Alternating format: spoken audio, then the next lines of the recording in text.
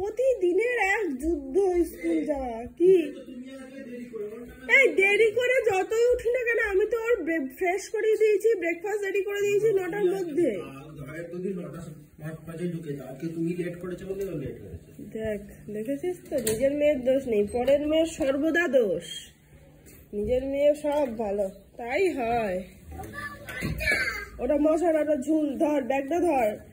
Horlicks biscuit, দেখবি তো অবস্থাটা, হরলিক্স বিস্কুটও খাবি না তুই, খাবিটা কি বাবা?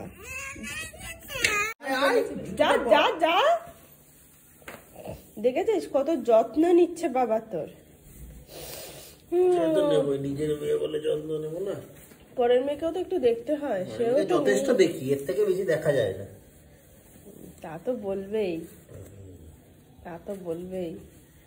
ও দাঁড়িয়ে আছে কি রিল্যাক্সে। নে ধর, আমিও দাঁড়িয়ে থাকতাম আমার বাবার কাঁধ ধরে। যা টাটা। একটা পাপ্পিটা কে দেবে? সাবধানে যাও, বাজার গুলো বুঝিস। বাজারের ব্যাগ নিয়ে চল। যা, একটা বাজারও ভুলভাল আনবে না কিন্তু, মনে রেখো। লঙ্কা আছে, আলু আনবে, মটরশুঁটি আছে। বাই মামাম। সকালে স্কুলে পাঠানোটা একটা যুদ্ধের ব্যাপার। এরপর আরো যুদ্ধ শুরু হবে যখন আরো আর্লি মর্নিং ওদের স্কুল হবে। মানে বড় স্কুল তো মোটামুটি 7টা, এখন ওটা 8টা থেকে শুরু হয়ে যায়, বেশিরভাগই মোটামুটি 7টাতে শুরু হয়ে যায়। Good morning everyone. সকাল সকাল ও তো বাজারে গিয়েছিল, তার আগে পরে আমি রান্নাঘরে ঢুকে পড়েছি। আর কেন জানি না এক গতিতে আমার রান্না বান্না আজকে সব হয়ে গেছে, ঘর দূর ধরার আগেই আর কি। আর তার মাঝে স্যারও চলে এসেছেন বাজার করে। মামামের জন্য এনেছেন এখানে ফল, 2 প্যাকেট দুধ, আর এই চানাচুর, যেটা নিয়ে 1 রাউন্ড হয়ে গেল ঝগড়া আমাদের। এইটা হচ্ছে মিষ্টি চানাচুর, আর মিষ্টি চানাচুর খেতে আমার একদম ভালো লাগে না। আর এখানে আছে হচ্ছে বাজার, এই যে মেথির শাক। আবার ঝগড়াটা লাগবে নাকি? 2 আটি এনেছো কেন তুমি মেথির শাক?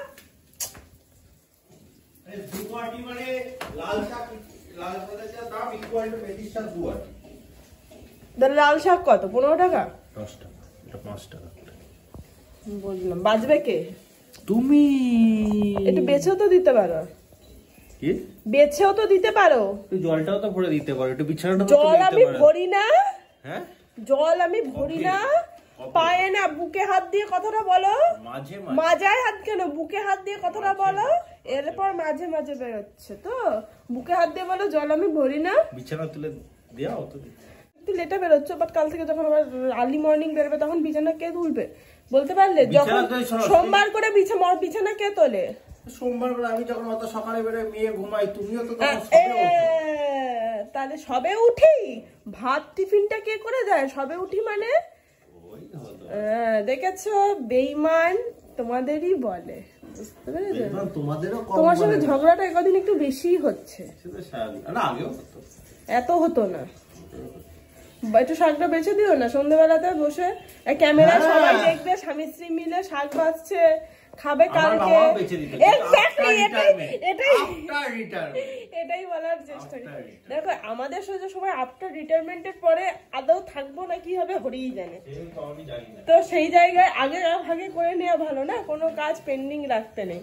আর সন্ধ্যেতে তুমি আর আমি মিলে বসে শাক বাজবো। তোর শাক না মেথির শাক কি এনেছে, সেই শাক বাজে মানুষ একটা।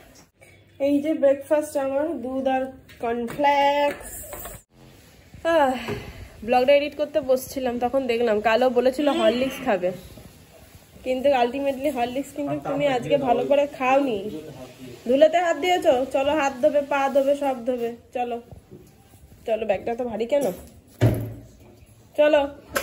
তুমি আজকে কিন্তু হরলিক্স খাওনি মামাম ঠিকঠাক করে। দিদি তো তোমার মিথ্যে কথা বললাম, আমি হরলিক্স খেয়ে নিয়েছি। খেয়েছিস কিন্তু সেইভাবে স্বতঃস্ফূর্ত ভাবে না, অনেক জোর জবরদস্তি, অনেক বকাঝকা করে। এই যে মাঝে গ্যাপটা পূরণ হবে, দাঁড়াও। গরম গরম ভেজ পকোড়া, হলুদটা দিতে ভুলে গেছি। ম্যাম খাবেন এখন ডাল, তোমার ডাল খেয়ে নাও। কি করবে?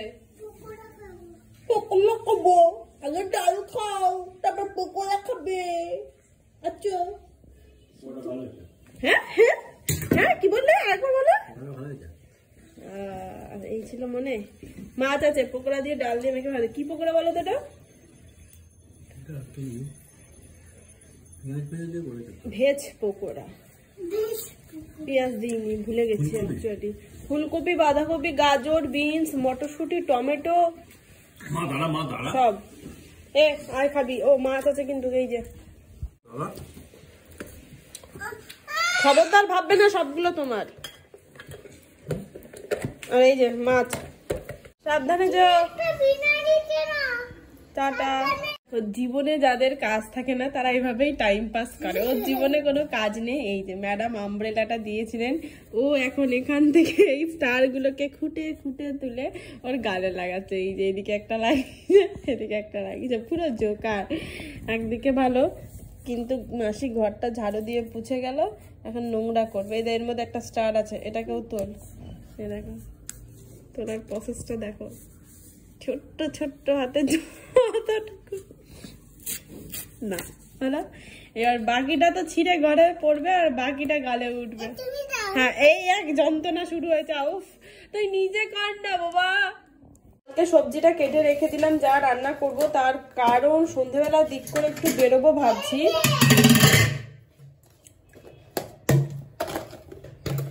শীতে তো এগুলো বাইরে থাকলে কিচ্ছু নষ্ট হবে না।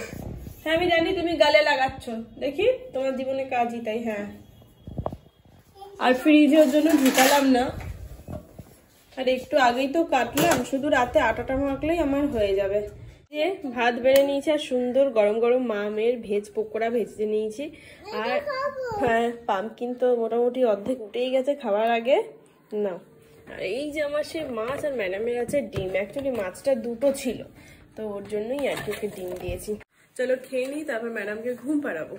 সন্ধ্যেবেলাতে চা, আমাদের একটু গোলমরিচ দিয়ে, আর এই যে মুড়ি মাখিয়ে নিয়েছি, পেঁয়াজ, লঙ্কা, চানাচুর, মটরশুঁটি সব দিয়ে। এই যে হ্যাঁ, ধনে পাতাটার অভাব ছিল, তাও দিয়ে দিলাম, মুড়িটা ভিজে যায়।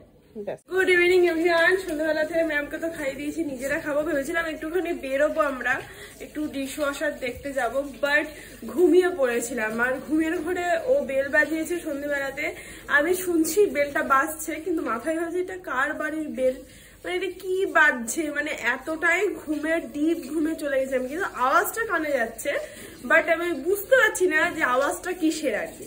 তো তারপর ওনাকে অনেকবার ফোন করেছিল, আমি শুনতে পাইনি। লাস্টবার ফোনটা হঠাৎ করে ঘুমটা ভেঙে গেল, তখন দেখি প্রায় ওটা 7টা মতন বাজে।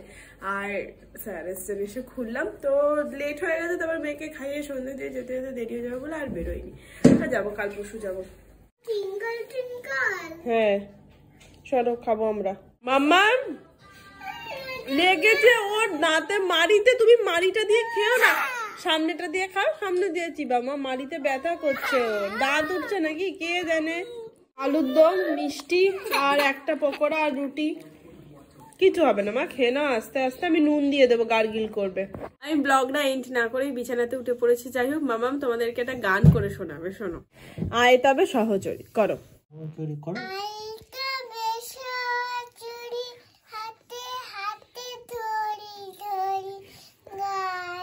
নাচিবি ঘিরি ঘিরি,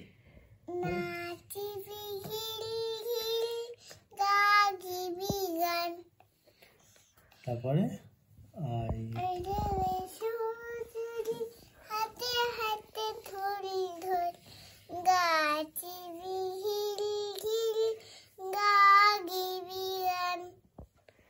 ওর গান গাওয়ার আর মুড নেই। বাকি চলো আজকে ব্লগটা এখানেই শেষ করছি। দেখা হচ্ছে তোমাদের সাথে আমি কাল নতুন এন্ড ফ্রেশ একটা ব্লগের সঙ্গে। তো তখন সবাই খুব ভালো থেকো আর সুস্থ থেকো।